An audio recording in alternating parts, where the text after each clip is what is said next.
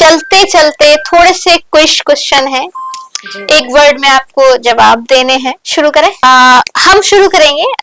राहुल गांधी आपको कैसे नेता लगते हैं? हर पार्टी का जो नेता होता है वो अपने अपने स्तर से अपनी पार्टी को जिस स्टैंड से लेके चलता है, हम किसी नेता को खराब नहीं बोल सकते। हाँ, हालांकि हम लोग पार्लियामेंट में मैं 5 साल रही हूँ उनके साथ में, इनोसेंट है और अपने स्तर से अच्छा काम कर रहे हैं और अब अच्छा मैच्योर भी होते। अखिलेश यादव, मैं फिर ये कह रही हूँ कि मैं किसी को भी बुरा नहीं कह सकती, और अखिलेश यादव जी तो वैसे भी ठीक है क्योंकि नेताजी से मैं पार्लियामेंट में आशीर्वाद लेती रहती थी, क्योंकि नेताजी ने कभी पक्ष और विपक्ष नहीं माना।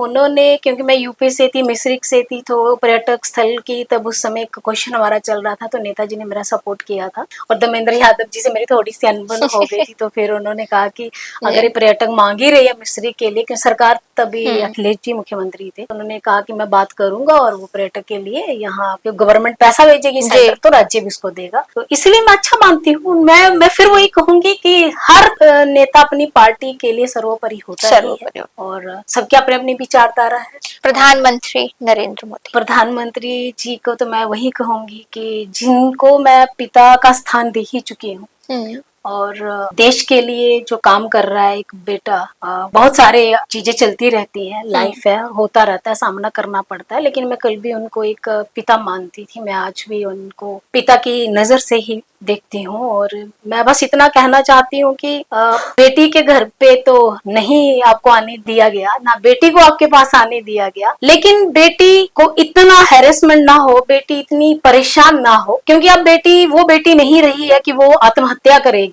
या सुसाइड कर लेगी। अब बेटी के हाथ में कलम है और वो अपनी उस कलम की ताकत को दिखाएगी। पहले वो लोकसभा आपके सानिध्य में, आपके आशीर्वाद से, आप ही ने मुझे आगे बढ़ाया, मैं पहुंची, और अब उतना आशीर्वाद बनाइए कि मैं आगे आने वाले चुनाव में विजय हासिल करूं और आपका आशीर्वाद।